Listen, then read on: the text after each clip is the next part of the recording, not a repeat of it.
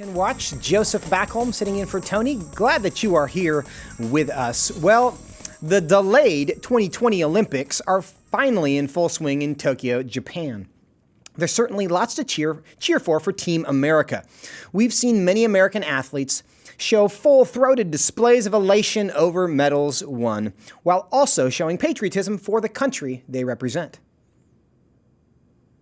I love representing the U.S. I freaking love living there. I love it, and I'm so happy I get to represent USA! Makes you happy, doesn't it? But as with too many things in recent years, there have been more than a few instances of woke American athletes spurning the very country they represent. Joining me now to discuss this and his Christian Post column titled Transgender Weightlifters and Twerking Lesbians, Wokeification of the Tokyo Olympics, is Owen Strachan, who is one of FRC's senior fellows at the Center for Biblical Worldview and the author of the brand new book, Christianity and Wokeness, How the Social Justice Movement is Hijacking the Gospel. Owen, welcome back to Washington Watch. Thank you so much, Joseph. Great to be back with you. Well, it's good to have you. I enjoyed the article. Let's just start by telling why do you feel like the Olympics have gone woke? They've gone woke because so much of our culture has gone woke. And frankly, the Olympics allow obviously a massive global spotlight. So a lot of athletes who are buying into woke ideas, specifically when we talk about wokeness, we mean that somebody has woken up to the nature of racial injustice, systemic racism, and structural inequality in America. A lot of athletes, for various reasons and from different corners of the society, have imbibed those ideas. And so now what they're doing when they have a platform, whether it's kneeling before a game, making an X intersectionally on a medal stand, injecting a black power fist to signal support for Black Lives Matter in a gymnastic floor routine, these and other Olympic displays are athletes showing us that critical race theory is not a boogeyman. Intersectionality and wokeness are not imaginary, fictitious ideas dreamed up by the far right to try to take back America.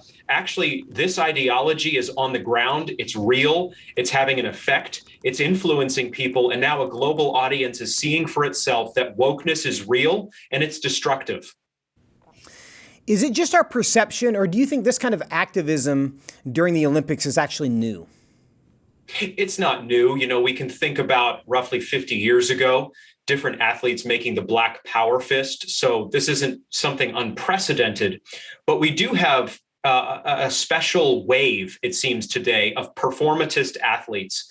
You think of Megan Rapino of the U.S. women's soccer team playing in the Olympics, who has seemingly kneeled for everything a person could kneel for in terms of the leftist playbook and leftist ideas. It's hard to track at this point how many things this woman has kneeled for as a woke athlete. So it's not new to use the Olympics for your personal brand or to trumpet leftist causes, but it does seem to have picked up in particular intensity, which reminds us that wokeness as an ideology is not soft, it's not fair. It hijacks your brain. It really takes you over. And that's why I wrote this book, Christianity and Wokeness, to show people what it is and to oppose this hijacking that takes place when you embrace wokeness, when you go woke. Perhaps to change the subject slightly, but not entirely, do you find it more difficult to cheer for athletes who are this outspoken in this way, though representing your country? Oh, definitely. I mean, ratings have plummeted for the Tokyo Olympics. They're down 49% by one count. I'm sure there are different reasons for that trend, but I think one of the reasons for it is that you have athletes lecturing us in public, telling us, as for example, Rapino has, that the flag isn't really worth standing for, that America is not really a country worth defending. We've never been virtuous, in so many words, she has said. When you look at our history, it's shot through with evil and racism and all these problems. Joseph, we are honest as Christians, and we should be as every kind of citizen, about American failings. I'm not trying to whitewash America. Our sins of slavery and Jim Crow and so on are real sins, and we're honest about them. But we recognize those as problematic aspects of the American legacy. We don't reduce all of American history to those realities. We recognize there's a lot of good in this country. God's common grace has been a major player in our history. There's been lots of Christians in this country who have had all sorts of influence in the public square, and especially through the church, through the preaching of the gospel of divine grace. And that means that when you look at America, you see a complex reality as you see in any country, but you also see a lot to be thankful for. That Olympian who was so grateful for America represents how many of us feel about this country, not because it's perfect, but because God has blessed us through this country. It's uplifted us. It's given us citizenship. It's given us the free market, free speech, these kind of blessings. When you compare America to many countries, there's a great deal to be thankful for. So I think a lot of Americans, they don't need to see somebody agreeing with them on all counts in order to cheer for them in team handball or whatever team handball exactly is. But they do expect to see their athletes at least honor their country and honor the citizens, frankly, who have funded them to get to the Olympics. I think that's a fair point, and I do want to get into that conversation about why so many find it difficult to even just acknowledge the good things about America, because certainly those exist. But I want to play another example here. Raven Sanders, who's a shot putter, talking about her intersectionality salute that she did during her silver medal ceremony. Go ahead and play that clip 5. Me being a Black queer female that has dealt with, that deals continuously with major depression, anxiety, and PTSD and those things like that, it was my duty. It was my duty, my obligation, because I understand that this medal is bigger than me. This medal it's not just for me. It's for the community. I got this medal for the community. Why is it that she chose to make an intersectionality salute, which is basically crossing your arms in the form of an X? How is that significant to her, do you think? It's significant because she's told us that she was doing so because of her belief in intersectionality, the belief that she is a part of various groups that are minority groups in this society and thus have been robbed of power and of opportunity. So as a Black lesbian woman, she has at least 3 causes, minority causes, that mean that she has been wronged by this society in structuralist terms. And so she has a claim to social justice that would elevate her voice over, for example, a white heterosexual male like me. So Raven Saunders is not simply saying, I'm trying to speak up for a certain group. She's making a very specific claim, and it's a woke claim. And she is actually the one who, as they say, twerked on camera after a successful effort in her competition. So this is a woman who lives a lifestyle that we cannot, frankly, support in biblical terms as Christians, yet she is being put before us by the media as the person who stands for social justice in our time. And this is how we see that Christians, as I say in Christianity and Wokeness, cannot just swallow the cultural narrative, even as the Olympics coverage is telling us to. We have to recognize that, hey, we can affirm she's an image bearer and we pray for her and want her to know God's love and grace. But this is not a woman who is standing up for righteous causes in the least. Sports used to be something that generally united us as a country and as communities. And increasingly, sports seem to be part of the cultural divide and the culture wars. Is there anything that wokeness is not interested in?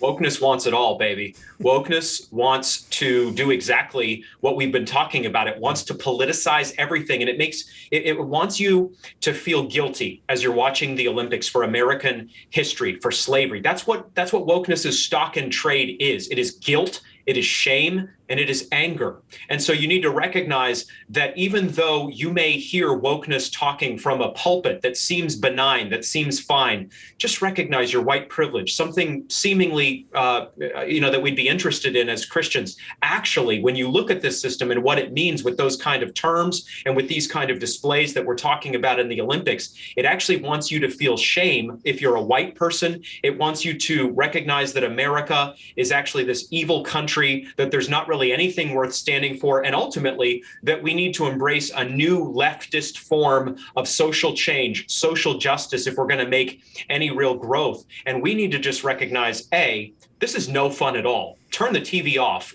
Let's get outside. Let's drive across America, take the kids on a road trip, as I said in this Christian Post article. America, unlike the performers of the woke Olympics, is worth seeing. It's not worth watching to be harangued by athletes who win medals that are funded. The performances are funded by Americans like us.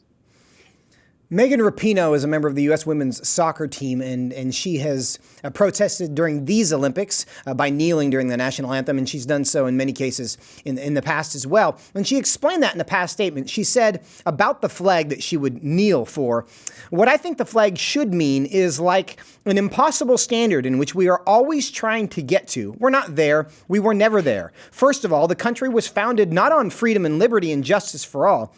I think we can just start to be very honest with ourselves about that. This country was founded on chattel slavery and the brutal and ruthless system of slavery. So let's be really honest about that." Why is it that there's this need to prioritize things that are bad and essentially ignore things that are good, and just a real reluctance to ever be grateful about anything in America? Wokeness is without grace, as I say in this book, Christianity and Wokeness. It's a religion of law. All it is law. And it has a priestly caste at the top, like man's religions do, non-biblical religions do. So there are priests who tell everybody what to do and what to think and how bad they are. But there's never actually a system of absolution or forgiveness. And Rapino is representing that when she's talking about how horrible America is, and by extension, how bad many Americans were and are. We are honest about those failings that she mentioned. We abhor chattel slavery as Christians. And we recognize, however, that there's actually forgiveness, there's grace, there's growth in societies, even as there is growth in individuals.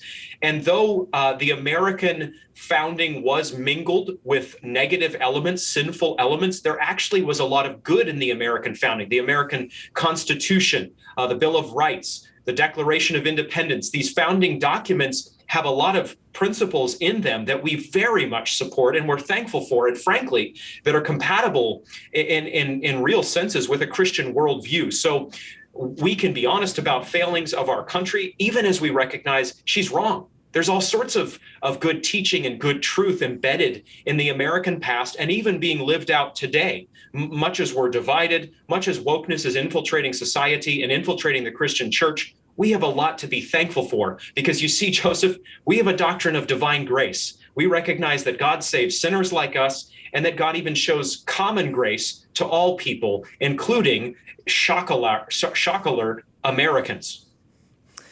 You know, we have a very different worldview than those who would claim to be woke. And our worldview teaches us that, well, the world is never going to be perfect.